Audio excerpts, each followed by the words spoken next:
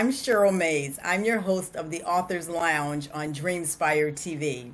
I am so excited today to bring to you Taetrece Harrison, the author of Bitch Hunt.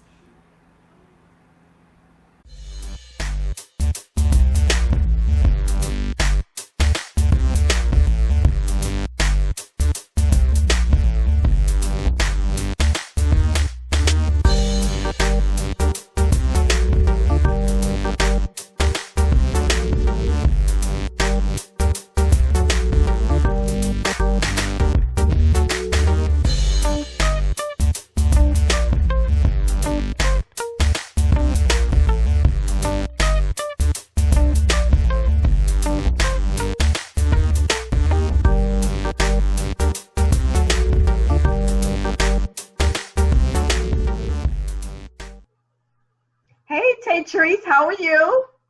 I'm well. How are you? I am doing great. And I am very excited that you are here on the Author's Lounge and that we are going to talk about your book and how the book came about, your experiences with the book. So before we do any of that, I do want to say that Taetrece is presently a lawyer, and that's where this information for the book is stemmed from. So she's going to take us inside the life of a lawyer and things that actually happened during that time. So tell us first about you. So I'm Taetrece Harrison. I'm from New Orleans, born and raised. I had the opportunity to live a lot of different places, but finally made my way back home in 2008. So I've been back home ever since then. Became an attorney in 2006 and been practicing about 14, 15 years. I kind of lost count, but been practicing a long time. And so, Taetrece, what do you do when you're not in the courtroom? So when I'm not in the courtroom, I'm either enjoying some festivities. New Orleans always has something going on, Second Line, a festival, or some kind of live local bands playing, or either I'm trying to write poetry or writing my book, and I'm writing actually some other books as well. So nice. Yeah, New Orleans is like the town that never sleeps, right? That is correct. So now, I just have to ask this because you are a native of New Orleans. What's your favorite spot? What's that go-to spot for you? Ooh, I have a lot of go-to spots, but unlike the tourists, bourbon is not the go-to spot. So I'd probably say the Treme area, the Healing Center. We have an area that's actually not in that's not in the Treme. That's actually in the Marigny.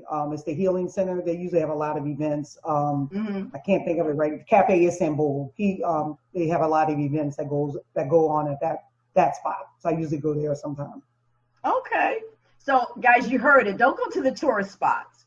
Go to where the people that live there go to get the real richness of the town, right? Yes, definitely. So I am so excited to talk about this book. Number one, I know people are curious about the title.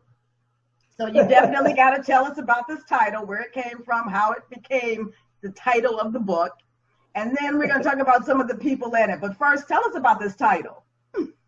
So for me, the title was a play on witch hunt.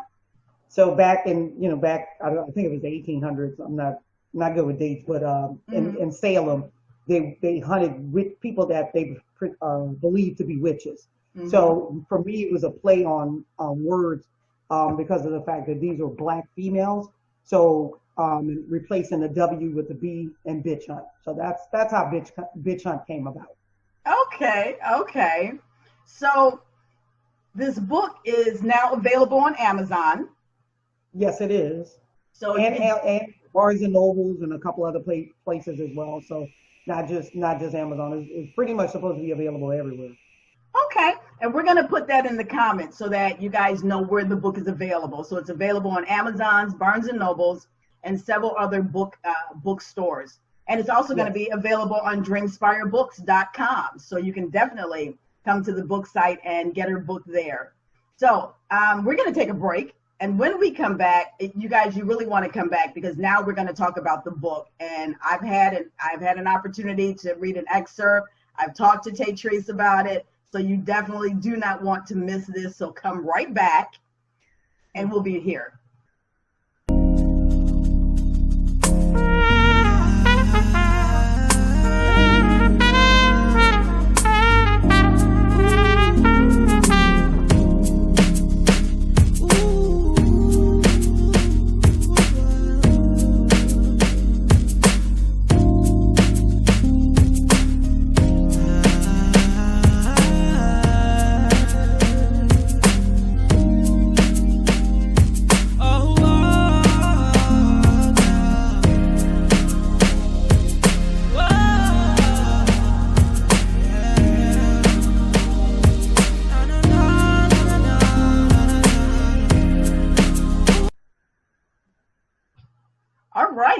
for joining us again. I am so excited because I have with me Taetrece Harrison, who is the author of Bitch Hunt. And now we're going to talk about the book because I'm curious and I know you're curious. So tell us, where did this book come from? Where did these stories come from? The story actually originates with me. I'm chapter 1 in the book, and then there's 4 other women that are also Black female attorneys that's in the book. So my story came about because I got arrested about 3 years ago. You'll learn, and I don't want to get too many details because you need to get the book, but basically I was falsely accused of pointing a firearm at someone. And so I take you through the whole steps of what happened, how this person and I, the exchange between he and I, this stranger, he was an absolute stranger, and then the process of what happens when I actually had to go to trial, the fact that I was facing 10 years in jail, and then the whole entire process. So I actually take you through the trial and what's going on through the trial, and then what I'm thinking up to the trial. So that's what the story is. And so what it is, it's about Black female attorneys. Like I said, some of them are judges, but it's talking about how they're attacked because of who they are or who people perceive them to be, and then how they navigate through each one of those situations, because each one of us, of course, navigate through the situation totally different. You know, it's interesting because you think that if you are in the justice system and you are advocates for those that are, you know, in need of justice, but yet you are facing your own battles on how to actually help individuals because you have your own battles that you're dealing with every day. Correct. It was a little unnerving, and I think I wrote this in the book, about walking into the criminal court here in New Orleans and seeing my name on the docket, you know, as opposed to me coming in and representing someone else. So it was an interesting journey that I went through, but it brought me to this point right here that I was able to write the book and to be able to share that with everybody else. You know, just because you're an attorney, it doesn't necessarily mean you're untouchable. But it also talks about the level of racism that still is prevalent, a colorism, which is within our community, Black community, but then also the racism itself. So it's a dynamics of both layers, and being able to guide everyone through that process and know, even as an attorney, I still face that every day. I think that's so interesting for individuals because you don't think that way. You know, you think, okay, well, she's on the inside, right? So her life should be a lot simpler because she's the one that knows the ins and the outs and the people. And apparently that it just doesn't matter. No, it does not matter. I think we talked about it last week where I had just gotten back from court, and I went through, it was in an outside parish, St. Charles Parish, which is outside of New Orleans. And New Orleans is very different. There's New Orleans and then there's the rest of Louisiana. And so when I went to that parish, you know, I always know that I'm going to have to show my bar card. And even while showing my bar card, which is the attorney's bar card that shows that you are an attorney, even when I show that, I still get asked, are you an attorney? And I just find that question to be so stupid. Mm-hmm. Because if I'm showing you the card, it has my picture on it, it has my information on it, I still get asked the question, are you an attorney? So. Yeah. And it's got to be a little disheartening too, because I mean, the years that you've spent to practice this, you know, this vocation that you have, and then to constantly be asked that question. It is, and it's just a peek as to, you know, why Black Lives Matter and to why that is so prevalent right now. It's a peek into what we as Black people still always have to go through. We know that we always have to have documents. We always have to have proper information because we know that we're going to get stopped. We know that we're going to get asked. And that's why this book is coming out at such a great time. And it highlights exactly the issues, even as a professional, even as someone that has 4 degrees, how I'm still, you know, basically seen as a Black female. You know what's so interesting about this is that now everybody is talking about when to have the talk. Yes. You know, the talk with your young sons or your young daughters when they're going out, and what's the appropriate age to have that conversation. And I think what you're talking about is a great example when you're having that talk to say even individuals that are within the system still, receive those pressures from the systemic racism that exists even within the system.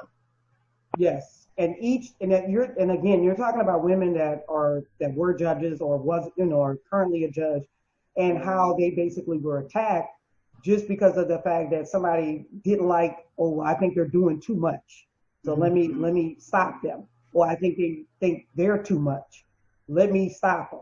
Let me say this about them. And then the thing is, a lot of these situations where people are saying things about them, and it's totally inappropriate, but no one stands up to say this is wrong, don't do that. So that's another thing that I highlighted in the book, and that's why I wanted to highlight these stories. And that was one of the portion in the book that I talk about the fact that I had to stand up and say something in regards to my situation, because I wasn't going to just allow this bully, the DA, the person that made this lie on me. I was not going to allow these people to sit here and just say whatever, because I owed a duty to myself, but I owed a duty to other Black females and other women just in general, professionals or otherwise, that you need to stand up when somebody's coming at you and saying things that are not true, and not just lay over and take it. I think that's a great message. That is a great message coming from a professional female. It's a great message because sometimes we do kind of, you sink down in your seat and you kind of let things slide, as they say. And then I think when you let one thing slide, then it's easier to let the second, the third, the fourth thing slide. And now you're just, numb to it. Exactly. Well, there was one part in the book just to talk about where they offered me something like a misdemeanor, because I was basically facing a felony, of course, with 10 years. And some other attorneys were like, oh, I would have took it. I don't know if I would have, chance going to, to trial. And I said, I always stand in my truth. So there was no way for me to accept a misdemeanor would mean to say that I was pleading guilty. Well, I wasn't going to plead guilty. And so that to me was the crazy thing, that other people were so afraid and was like, I can't believe you did that. They were like, Taetrece, you're a beast. You're this. And I was like, no, I know that I'm going to stand up for myself. Even if I'm going to stand alone, I'm always going to stand up for myself. And that's what's important. That is truly what's important. Guys, listen, exactly. You heard it here from Taetrece Harrison about Bitch Hunt and the stigmatism that goes in with even being within the law, even working within the law. There are still areas in people's consciousness where they still deem you to be less than. So you got to get this book. You truly have to get this book. And we're going to take one commercial. We're going to come back, and then we're going to talk about how you can connect with Taetrece, how you can get the book, which you see the cover, which is right here behind me. So this is what the cover looks like. So yes, we didn't make that name up. You see, that is truly the name of the book. So stay tuned, and we'll be right back.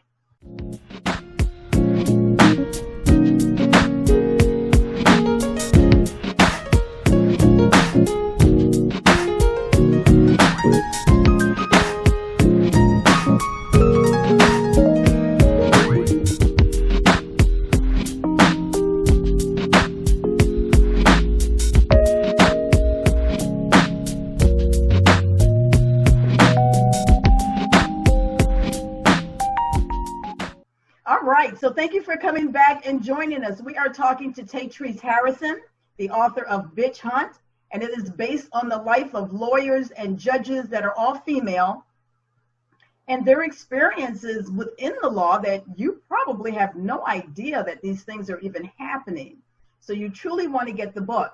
Taetrece, tell us, where can we contact you if we want to follow you? If you have Facebook, Instagram, LinkedIn, how do we get in touch with you? So I keep things simple. So it's my name, Taetrece Harrison.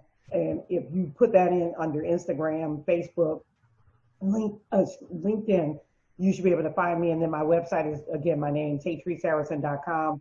The book's on Amazon. You got Kindle. It should be available on Apple. And I know it's also on Barnes & Nobles. So you should be able to find it anywhere. Just plug it in my name.